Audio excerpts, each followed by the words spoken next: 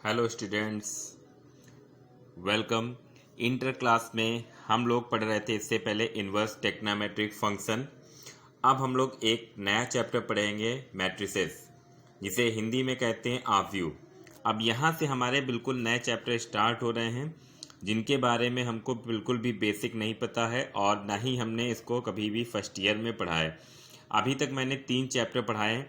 सबसे पहले continuity and differentiability यानी सातत्य तथा अवकलनीयता, और ये जो थी ये पिछले साल के चैप्टर से रिलेटेड थी, इसलिए इसमें कोई खास दिक्कत नहीं होगी। सेकेंड चैप्टर पढ़ाया मैंने इसके बाद लीनियर प्रोग्रामिंग, जो कि फर्स्ट ईयर के लीनियर इनइक्वेशन वाले चैप्टर से रिलेटेड थी। और थर्ड अभी लास्ट चैप्टर मैंने पढ़ाया इन्वर्स टेक्नोमेट्रिक फंक्शन, जो कि हमारे टेक्नोमेट्रिक फंक्शन से थोड़ा बहुत रिलेटेड है। जिन्होंने भी इन 3 चैप्टरों को सही से नहीं पढ़ा हो या बीच बीच में गैप कर दिया हो, छूटा हो, तो वो मेरे चैनल आशीष मैथ क्लासेस STP पर जाकर उसकी प्लेलिस्ट में क्लास 12th के inverse trigonometric function, linear programming और कॉन्टिन्यूटी एंड डिफरेंशियबिलिटी में सारे वीडियोस पढ़े हैं। उनको शुरुआत से लास्ट तक सारे वीडियोस देख लें, अच्छी तरीके से उनको क्लियर हो जाएगा। अब यहाँ से जो भी हम चैप्टर पढ़ेंगे उसकी ABCD भी हमको नहीं पता है, इसलिए सभी छात्र वीडियोस को रेगुलर और पूरा देखें। एक बार ना समझ में आए दोबारा देखें, लेकिन देखें ज़रूर, तभी उनको अच्छी तरीके से समझ में आने वाला है, क्योंकि अब चैप्टर ऐसे हैं जिनकी ABCD हमको यहीं पर पढ़नी है। चलिए चैप्टर को स्टार्ट करते हैं। इम्पॉर्टेंट चैप्टर है, बोर्ड परीक्षा में काफ़ी क्वेश्चन इससे आते हैं। इस बार 2020 में जो एग्ज़ाम अभी हुआ है फरवरी में, उसमें भी इसके काफ़ी क्वेश्चन मिले थे और ख़ासकर लॉन्ग में 2 क्वेश्चन इसके मिले थे। तो आप समझ सकते हैं कि अकेला चैप्टर कितना इम्पॉर्टेंट है। 8-8 नंबर के लॉन्ग होते हैं। चलिए अब इस चैप्टर को हम पढ़ते हैं। सबसे पहले मैट्रिक्स होती क्या है इसको हम समझते हैं। चलिए एक एग्जाम्पल के थ्रू समझते हैं। जैसे यहाँ पर एग्जाम्पल मैंने लिया, यदि मोहन, रवि और सोहन के पास पुस्तकों और कलमों के निम्नलिखित सूचना को व्यक्त इस प्रकार किया जाता है। यानी मोहन, रवि, सोहन 3 लड़के हैं और उनके पास कुछ पुस्तकें और कलम हैं। जितने भी हैं उनको सूचना के द्वारा हमने निरूपित किया। इस तरह से मोहन के पास 15 पुस्तकें, 6 कलम हैं। रवि के पास 10 पुस्तकें और 2 कलम हैं। सोहन के पास 13 बुक्स और 5 पेन हैं। ठीक, अब इसको हम सारणी के रूप में इस तरीके से भी लिख सकते हैं, जैसे हम लोग टेबल बनाते हैं, ठीक, इंडेक्स बनाते हैं, तो उसी तरीके से इसमें लिख दिया। इधर मोहन, सोहन, रवि जो भी है उनके नाम लिख दिए, इधर पुस्तक, इधर कलम की संख्या लिख दी। तो मोहन के पास पुस्तक कितनी, 15, कलम कितने, 6। इस तरीके से हमने इसको सारणी में लिख दिया। हम सभी जानते हैं कि अगर कोई भी हमारे पास सूचना है और वो इस तरीके से थ्योरिकल फॉर्म में है, तो उसको पढ़ने में और देखने में, समझने में काफ़ी समय लगता है। लेकिन अगर वही चीज़ टेबल वाइज दी है तो हमको आसानी से समझ में आ जाती है। ठीक, जैसे सभी लोग, आप लोग इंडेक्स बनाते हैं, कॉपी के फ्रंट पेज पे होता है, उसमें पूरी जानकारी होती है। जैसे कोई बुक्स होती है तो उसका फ्रंट पेज देखते हैं, उसमें क्या लिखा होता है, चैप्टर के नाम, किस पेज से किस पेज नंबर तक वो चैप्टर है, तो वो हमारा इंडेक्स है। उसको देखकर हमें ये पता चल जाता है कि पूरी बुक के अंदर क्या चीज़ है। उसी तरीके से हमें टेबल के थ्रू पता चल जाता है कि इसमें क्या चीज़ बताई गई है। सूचनाओं को अच्छी तरीके से समझने की ये प्रणाली है। इसी को हम इस तरीके से भी लिख सकते हैं, ये 15, 10, 13, 6, 2, 5, इस तरह से। अब हम यहाँ पर समझेंगे। सबसे पहला, जो मैट्रिक्स होती है उसको इस फॉर्म में डिनोट किया जाता है, यानी बड़ा ब्रैकेट लगता है, उसी के अंदर नंबर्स या फिर कोई भी फंक्शंस भी हो सकती है, साइन, कॉस, टैन भी समथिंग हो सकता है। ये हमारी कहलाती है रोज। ठीक, ये पहली रो है, ये दूसरी रो है, ये तीसरी रो है। ठीक, यानी पहली पंक्ति है, ये दूसरी पंक्ति है, तीसरी पंक्ति है। तो ध्यान रहे, पंक्ति का मतलब रो। तो ये जो है ये पहली रो, दूसरी रो और तीसरी रो कहलाएगी। और स्तंभ यानी कॉलम सभी को पता है, जैसे घर में कहते हैं ना स्तंभ ये लगे, स्तंभ कैसे होते, सीधे सीधे। तो ये पहला स्तंभ, ये दूसरा स्तंभ, इस तरीके से होंगे। तो ये हमारे कहलाएंगे कॉलम और ये हमारी क्या कहलाएंगी, रोज कहलाएंगी। तो ये ध्यान रहे, जो वर्टिकल हैं वो हमारी रोज यानी पंक्ति कहलाएंगी, क्षैतिज जो है वो पंक्ति कहलाएंगी, और जो हमारी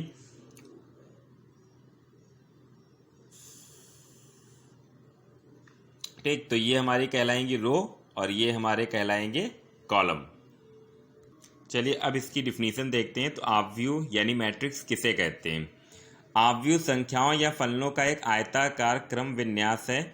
इन संख्याओं या फलनों को ऑब्व्यू के अवयव कहा जाता है। देखिए, तो जैसे अभी हम लोगों ने बनाया, जैसे ये बना है, तो ये क्या है? ये अगर इसको सही से देखा जाए तो ये एक रेक्टेंगल जैसे ही तो है, यानी ये आयताकार होता है और इसके अंदर जो है वो एलिमेंट्स लिखे जाते हैं। इनके जो अंदर ये लिखे हैं उनको क्या कहेंगे? एलिमेंट्स यानी अवयव कहेंगे। और जो हमारा ये ऑब्व्यू होता है, सबसे ध्यान रहे, बड़े ब्रैकेट में ही इसके अंदर एलिमेंट्स लिखे जाते हैं, बड़े ब्रैकेट में ही, ध्यान रहे।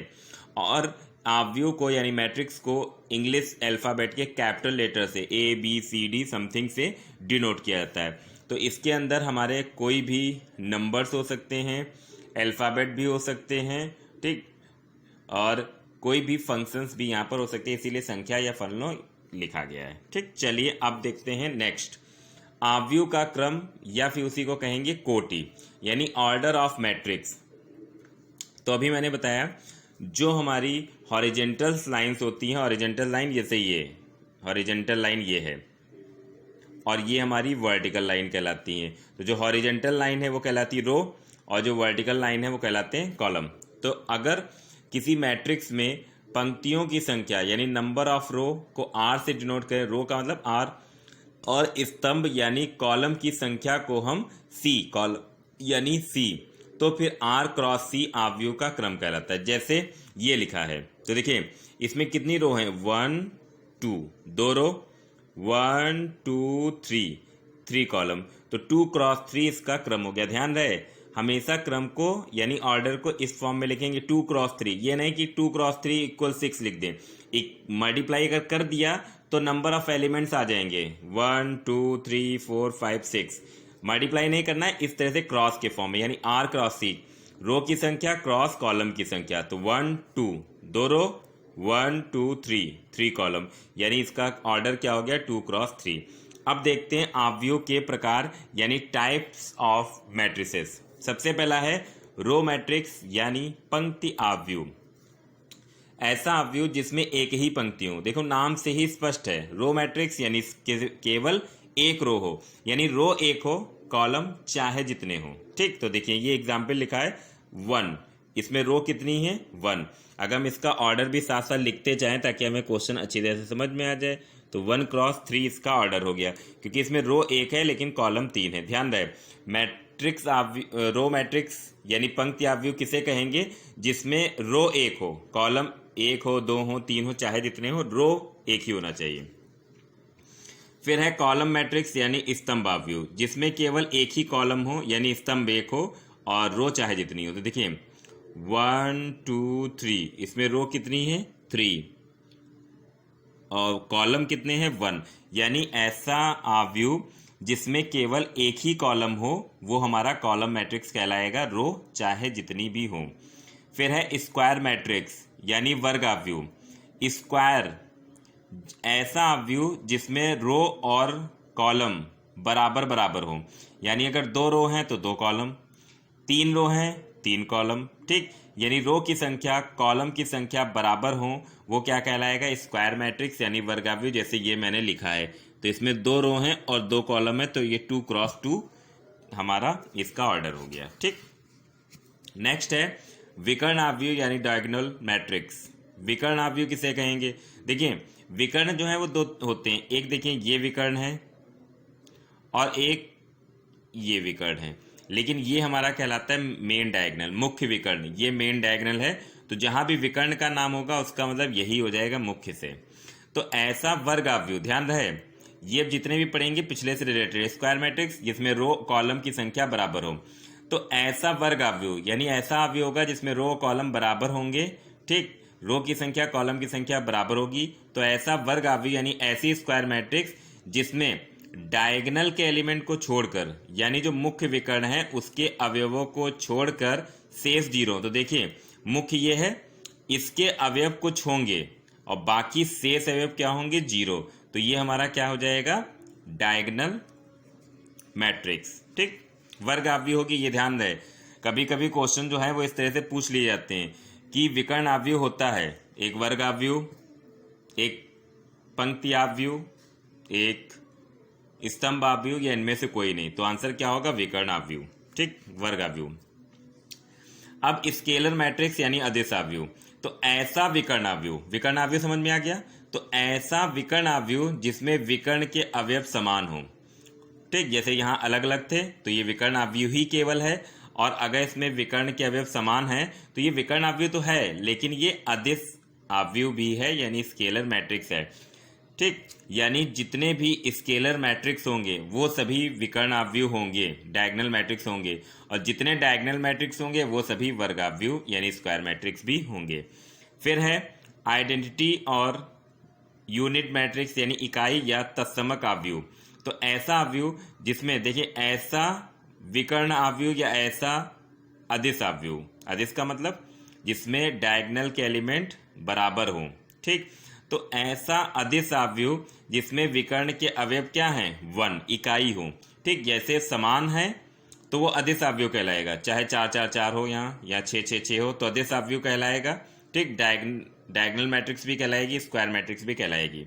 लेकिन अगर ये मैट्रिक्स है, यूनिट मैट्रिक्स है यानी आइडेंटिटी मैट्रिक्स है, इकाई आवयव है या तत्समक आवयव है उसे कहेंगे, तो उसमें ये जो डायगोनल के एलिमेंट हैं ये सभी 1 1 होने चाहिए, और इस आवयव को हम कैपिटल आई से डिनोट करते हैं। तो कैपिटल आई से डिनोट करेंगे तो जो मुख्य विकर्ण हमारा है इसके सारे एलिमेंट 1 1 हो जाएंगे, बाकी शेष अवयव 0 हो जाएंगे। फिर जीरो मैट्रिक्स यानी शून्य आवयव, तो ऐसा आवयव जिसके सभी अवयव शून्य हो, सारे अवयव शून्य हो, इसे कैपिटल ओ से प्रदर्शित करते हैं। तो कैपिटल ओ बराबर कोई भी, अब ये किसी भी तरीके का आवयव हो सकता है, कॉलम की संख्या चाहे जितनी हो, रो की संख्या चाहे जितनी हो। ठीक, तो ये हो गए हमारे आवयव के प्रकार यानी टाइप्स ऑफ मैट्रिक्स। उसके बाद है इक्वलिटी ऑफ मैट्रिसेस, आवयव की समानता। अगर दो आवयव हैं ए और बी, दो आवयव ए और बी समान होंगे, सॉरी ये गलत लिख गया है, समान होंगे, दो आवयव ए और बी समान होंगे। कब समान होंगे? जब ये दो कंडीशन वेरीफाई करेगा। ध्यान रहे, ये दोनों कंडीशन वेरीफाई करेगा तभी समान होंगे। अगर एक करता है दूसरी नहीं करता है तो वेरीफाई नहीं करेंगे। ठीक, सबसे पहली कंडीशन, अगर दो आवयव समान हैं तो उनके ऑर्डर सेम होने चाहिए। जैसे अगर ए आवयव हमारा 2x3 का है तो बी भी 2x3 का होना चाहिए, यानी दो आवयव तभी समान हो सकते हैं, नंबर 1, जब उनके क्रम यानी दोनों सेम ऑर्डर की मैट्रिसेस हो।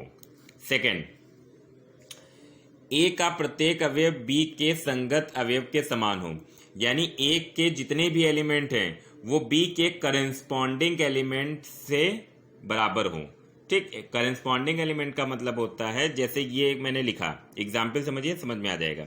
जैसे ए बराबर ये, बी बराबर ये दोनों समान हैं। क्यों समान है? क्योंकि दोनों के ऑर्डर सेम है, 1 2 1 2 3, 2x3, 2 रो और 3 कॉलम इसमें भी हैं, 2 रो 3 कॉलम इसमें भी हैं। तो सबसे पहली कंडीशन वेरीफाई कर गई कि दोनों सेम, तो दोनों ही आवयव जो हैं वो सेम ऑर्डर के हैं और दोनों के ही संगत अवयव समान है, यानी करेस्पॉन्डिंग एलिमेंट। जैसे यहाँ सबसे पहली रो है उसमें पहला एलिमेंट 4, इसमें भी 4, इसमें दूसरा एलिमेंट 0, इसमें भी 0, इसमें तीसरा एलिमेंट -1, इसमें भी -1। तो पहली रो के करेस्पॉन्डिंग एलिमेंट, करेस्पॉन्डिंग मतलब कि वही जगह के एलिमेंट, सेम जगह के। ठीक, दूसरी रो में यहाँ पहला एलिमेंट 6, यहाँ भी पहला 6, यहाँ दूसरा 2, यहाँ दूसरा 2, यहाँ तीसरा एलिमेंट -4, यहाँ भी -4। तो करेस्पॉन्डिंग एलिमेंट भी समान है और दोनों सेम ऑर्डर के हैं, इसलिए ये दोनों हमारी मैट्रिक्स जो हैं वो इक्वल मैट्रिक्स हैं, यानी ए इक्वल बी। ठीक, तो ये हो गया मैट्रिक्स का आज बेसिक। अब अगले वीडियो में हम लोग आगे के क्वेश्चन सॉल्व करेंगे। Thank you.